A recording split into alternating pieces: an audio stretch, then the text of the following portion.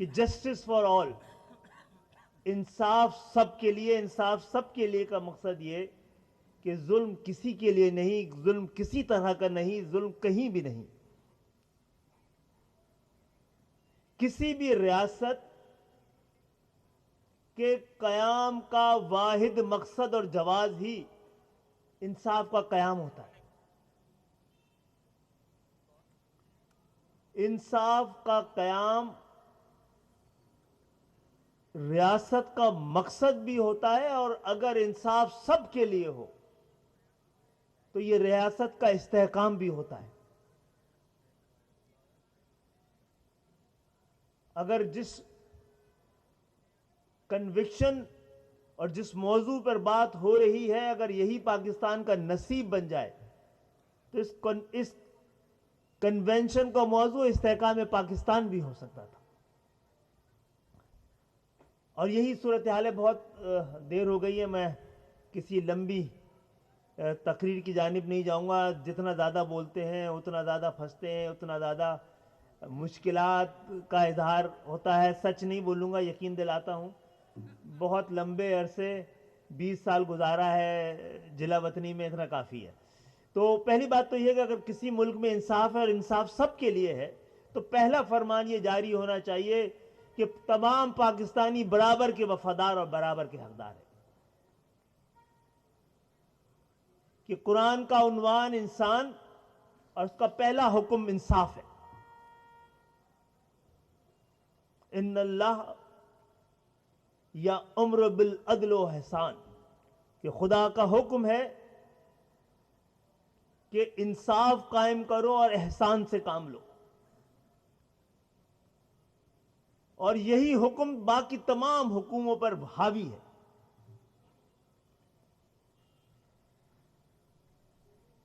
اور میں یہ سمجھتا ہوں کہ اس کے بغیر یہ پاکستان اپنی منزل کی جانب بڑھ نہیں سکتا. آج کی صورتحال یہ ہے کہ ہم پاکستان کی جانب غور سے دیکھیں، تسلی سے دیکھیں. ہم بڑے خوش نصیب تھے خواتین حضرات کہ ہمیں آزادی ملی. ہم بڑے خوش نصیب تھے کہ ہمیں آزادی ملی. ہم بڑے بد نصیب ہیں کہ ہم نے آزادی کی قدر نہیں کی. قدر کس چیز کی جاتی؟ قدر اس چیز کی جاتی جس کی قیمت ادا کرے. جس کی قیمت ادا کی جائے اس کی قدر کی جاتی ہے. تو بھائی اس آزادی کے لیے تو 20 لاکھ جانوں کی قیمت ادا کی گئی ہے.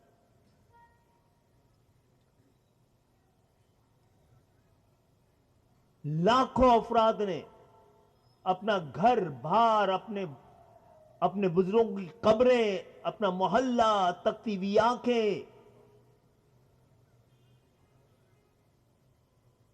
تاریخ عالم کی سب سے بڑی ہجرت کی ہے.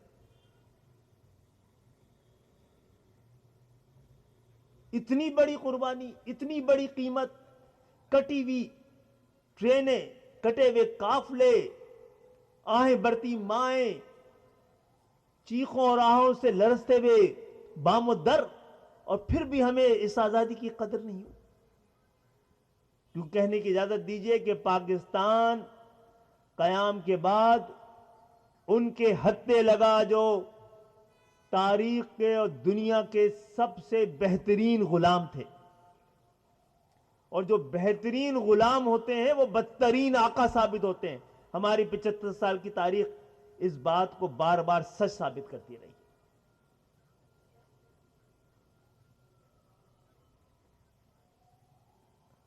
تو آج بھی ہم پاکستان میں اگر غور سے دیکھیں، چشمہ لگا کے دیکھیں، کیا نظر آتا ہے؟ عدالت محصور، انصاف مفرور، نظام مفلوج، آئین معذور، قانون مجبور.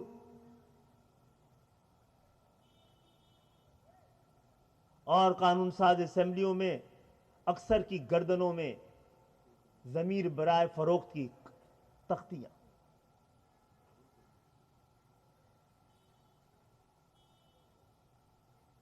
جو مضبوط معاشرے ہوتے ہیں،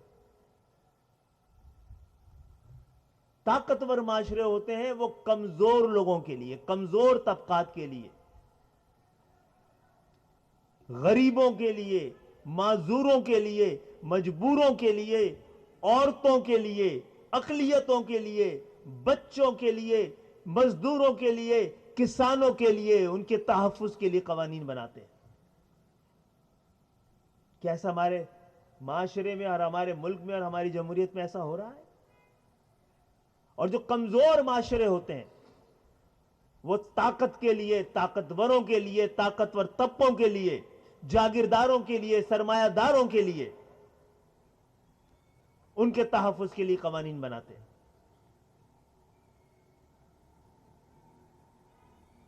اور بڑی اہم بات کی گئی کراچی بار کے صدر نے کی کہ بھئی جواب دینا جو لوگ اسمبلیوں میں ہیں, جہاں قوانین بنتے ہیں وہ کیا کر رہے ہیں. ہم تو کہہ رہے ہیں نا, چاہے خان صاحب ہوں, چاہے زرداری صاحب ہوں, چاہے شریف صاحب ہوں, ہم ان کی موجودگی میں کہتے ہیں جناب عالی. خان صاحب سے بھی کہا تبدیلی لانی ہے تو پہلے اسے ایمان میں لائیے. جہاں کسان کی نمائندگی کسان نہیں جاگیردار کر رہا ہے, جہاں مزدور کی نمائندگی مزدور نہیں سرمایہ دار کر رہا ہے, جہاں پر عام پاکستانی جن کے لیے قانون بننے ہیں وہ نہیں خاندان بیٹھے ہیں. پاکستان کا مقدر یہ جاگیردارانہ جمہوریت, یہ موروثی سیاست اور خاندانی حکومتوں کے ذریعے تبدیل نہیں کی جا سکتی. جب تک عام پاکستانی قانون بنانے والی اسمبلیوں میں نہیں پہنچے گا, وہ پاکستانی, وہ 98% پاکستانی کہ جس کے لیے یہ قوانین بنانے ہیں, تو بھائی جس نے کبھی لاڑکانہ کے مچھر نے جس کو کاٹا ہی نہ ہو, کبھی وہاں کے نلکوں کا پانی ہی نہ پیا ہو, اور وہاں سے وہ کن کے لیے قانون سازی کرے گا؟ وہ جس نے بس پہ لٹک کے سفر نہ کیا ہو, ٹیوشن پڑھا کے اپنی تعلیم مکمل نہ کی ہو, لائن لگا کر بالٹی میں پانی نہ بھرا ہو, وہ عام پاکستانیوں کے لیے کس طرح کے قوانین بنائے گا؟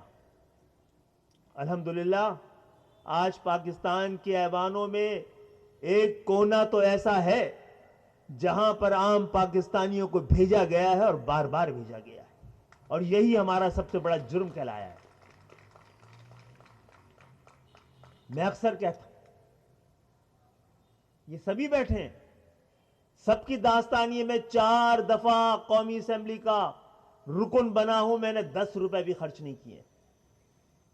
پاکستان تو کیا دنیا سیاست میں کوئی ایسی مثال لا کے دیجئے جہاں پر ہم نے ایسے لوگوں کو کہ جو اپنے انتخابات کے بارے میں سوچ بھی نہیں سکتے تھے, ایسے پڑھے لکھے مخلص ایماندار نوجوانوں کو سوتے سے اٹھا کر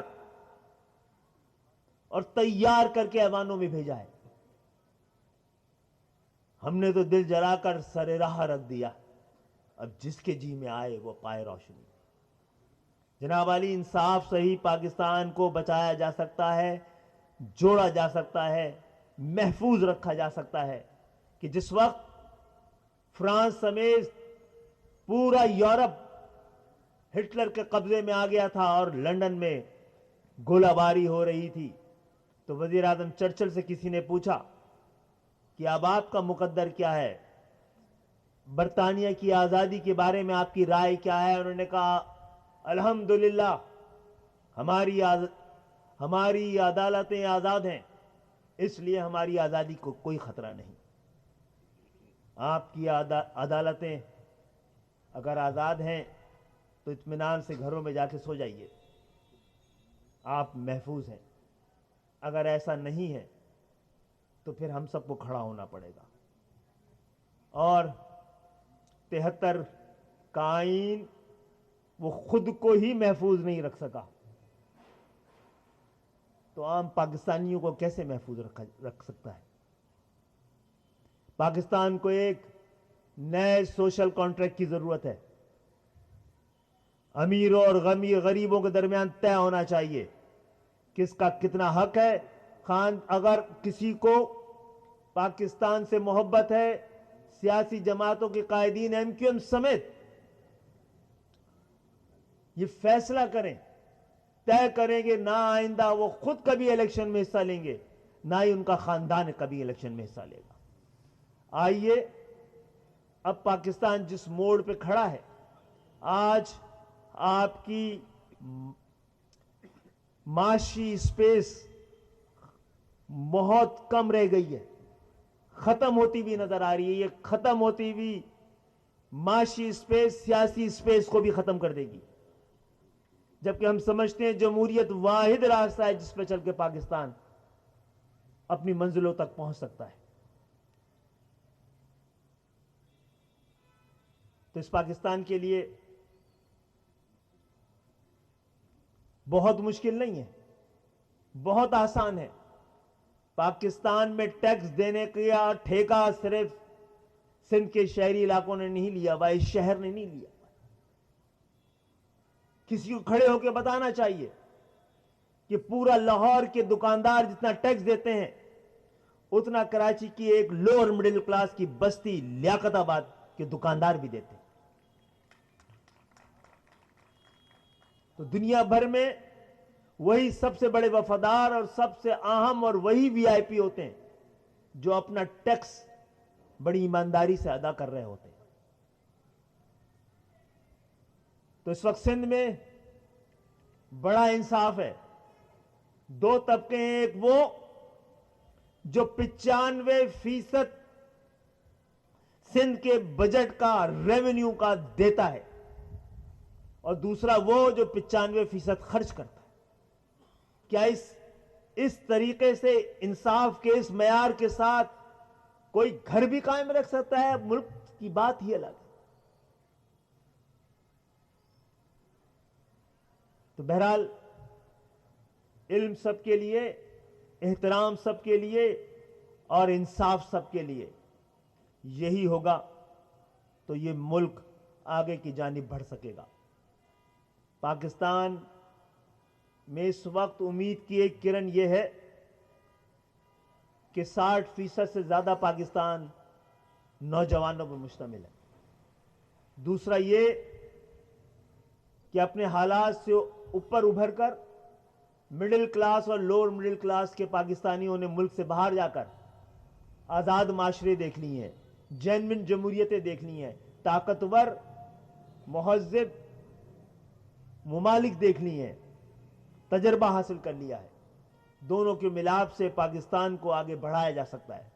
لیکن جاگیردارانہ جمہوریت کے ہوتے ہوئے اگر آپ سمجھتے ہیں کہ جاگیردارانہ جمہوریت کے ہوتے ہوئے جمہوریت اس ملک میں آئے گی تو یہ جھوٹ ہے۔ یہ ہو ہی نہیں سکتا کہ کسی ملک میں جاگیردارانہ نظام بھی ہو اور وہاں انصاف بھی ہو، وہاں پہ تعلیم بھی ہو، وہاں خواندگی بھی ہو اور وہاں ترقی بھی ہو۔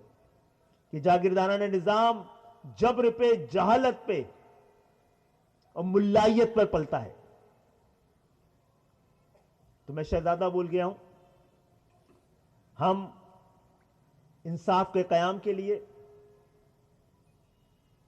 اور انصاف کو سب کا حق سمجھنے کے لیے ہم تو تیار ہیں سڑکوں پہ نکل کر اس جدوجہد کو آگے بڑھانے کے لیے۔ آپ ہمارے پیچھے آنا چاہتے ہیں تو ہمارے پیچھے آئیں، اور ہم بھی تیار ہیں کہ آپ نکلیں تو ہم آپ کا ساتھ دیں۔ جو کچھ ابھی بلدیاتی انتخابات یہاں کے ہوئے تھے اس میں ایم کیو ایم نے دستبرداری کا اعلان کیا تھا، تو ہماری خیرات سے بہت سے لوگ یہاں پر کامیاب ہوئے ہیں، لیکن یہ کراچی کے جینوئن منتخب نمائندے نہیں ہیں۔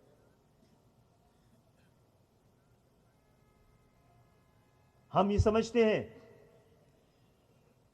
جیری مینڈرنگ کے ذریعے، جعلی حلقہ بندیوں کے بعد، پری پول ریگنگ کے بعد جس نے بھی انتخابات میں، جعلی فراڈ انتخابات میں حصہ لیا ہے، اس نے اس شہر کے ساتھ بے وفائی کی ہے، اپنی قوم کے ساتھ غداری کی ہے۔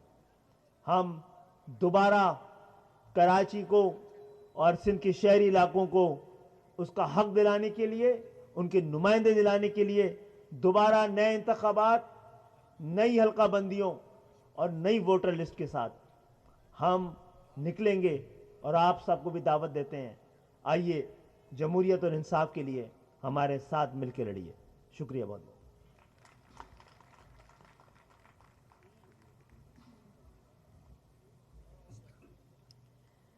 میں ایڈیشنل جوائنٹ